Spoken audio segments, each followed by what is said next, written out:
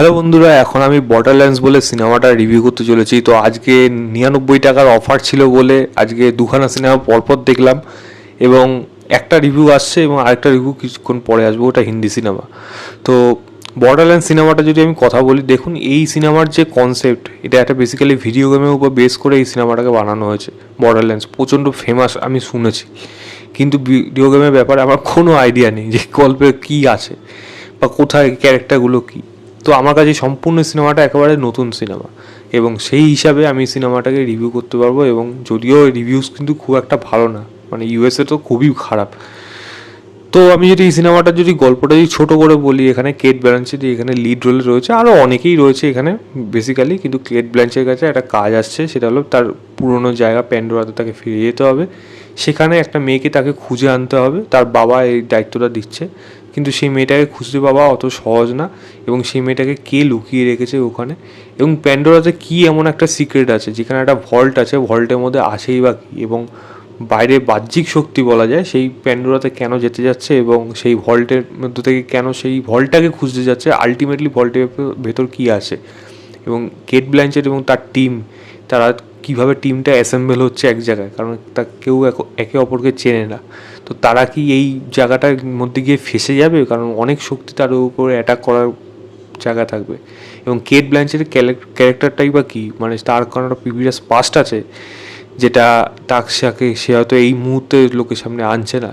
এর থেকে বেশি আনতে হলে সিনেমা হলে গিয়ে এই সিনেমাটা আপনাকে দেখতে হবে। ওই 1 ঘন্টা 35-36 মিনিটের মতো ডিউরেশন এই সিনেমা। তো যদি বলি কেমন হলো, দেখুন পরিষ্কার কথা বলতে হয়, এই সিনেমার ডিরেক্টর হলো এলরথ আগে সম্ভবত হোস্টেল 2, নক নক এরম টাইপের সিনেমা বানিয়েছে। তো তার সিনেমাতে সেরম রিলেটেড যে কিছু নেই, এটা দেখে আমি একটু অবাকই হয়েছি। এটা বাচ্চাদের নিয়ে আপনি দেখতে পারেন, তবে আপনার মনে হয় না সেটা ভালো লাগবে। কোনো বড় মানুষদের, এই অ্যাডাল্ট মানুষদের কিন্তু এই সিনেমাটা একেবারেই ভালো লাগবে না। প্রথম কথা হলো, যাদের এই গেমের ব্যাপারে কোনো আইডিয়া নেই, তারা তো সিনেমার মাথা মুন্ডু কিচ্ছু বুঝতে পারবে না কোথার থেকে কী আসছে। প্রথম কথায় ক্যারেক্টারগুলো ভালোভাবে ইন্ট্রোডিউস করা নেই, কোন ক্যারেক্টারটা কে, তার কী ক্যালিবার, সে কী করে, এবং তার যেই পাওয়ারফুল জায়গাগুলো এবং তার যে উইপনগুলো সেইগুলো সে কীভাবে, মানে সে কীভাবে কন্ট্রোল করে, তার মধ্যে কী কী স্পেশাল অ্যাবিলিটি রয়েছে, এইগুলো এখানে ভালোভাবে এক্সপ্লোর করায়নি। ক্যারেক্টার ডেভেলপমেন্টই হয়নি এই সিনেমাটার মধ্যে। যারা গেমটা খেলেছে হয়তো তারাই জানতে পারবে, কারণ আমি তো গেম খেলিও নি, আমি জানিও না এই ব্যাপারে। তো আমার কাছে সম্পূর্ণ এই জিনিসটা নতুন। তো স্টোরি ওয়াইজ এই সিনেমাটা একেবারেই ভালো হয়নি, খুবই বাজে রাইটিং হয়েছে। ক্যারেক্টার রাইটিং যেরকম বাজে, প্লটটাও সেরকম বাজে। মানে এটা কোনো একটা ইন্টারেস্টিং এলিমেন্ট যে লাস্টে গিয়ে আর এরকম একটা জিনিস দেখতে পাবো, সেটাও যে খুব একটা ভালো লাগবে সেটাও কিন্তু হয়নি, জাস্ট বিকজ কারণ শুরুর থেকে গল্পটার মধ্যে কোনো প্লট ডেভেলপ হয়নি। মানে যেই গল্পটা হচ্ছে, যাদের হচ্ছে, সেটা কেন হচ্ছে, তার পেছনে কী কারণ আছে, এইগুলো ভালোভাবে এক্সপ্লোর করানো। তো খুবই বাজে এই সিনেমার মধ্যে রাইটিং হয়েছে। দ্বিতীয় বলবো, হলিউডের সিনেমা যখন, তো ভিএফএক্স সিজিআই এই কাজগুলো খুবই ভালো হবে। আনফর্চুনেটলি এই কাজটার মধ্যে আমার ভিএফএক্সের কাজ কিন্তু ভালো লাগেনি, কারণ খুবই বাজে বাজে ভিএফএক্সকে কাজ কিন্তু রয়েছে এই কাজে।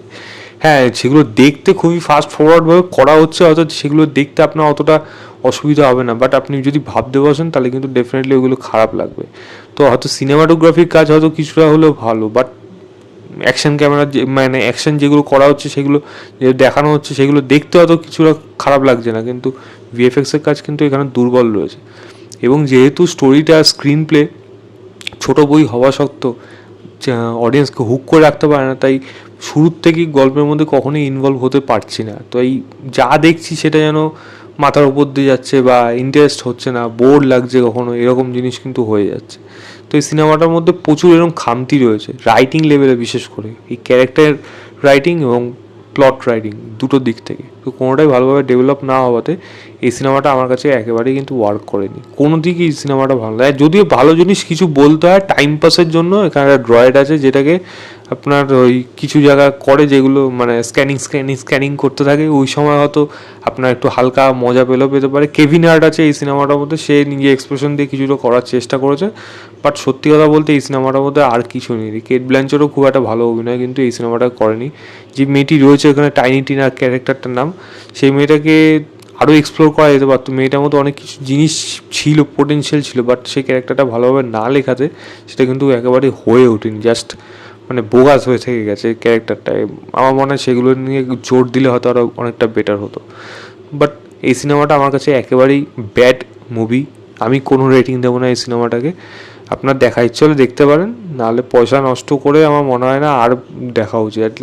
আমি 99-এ দেখেছি, বাট আপনাদের ব্যাপারে এত দামি টিকিট দিয়ে অ্যাটলিস্ট এই সিনেমা দেখার কোনো মানে হয় না আমার মনে হয়। তো এই ছিল আমার ওভারঅল রিভিউ বর্ডারল্যান্ডস বলে সিনেমাটা। ভিডিওটা ভালো লাগলে লাইক, শেয়ার এবং চ্যানেলটাকে সাবস্ক্রাইব করে দেবেন। বাই।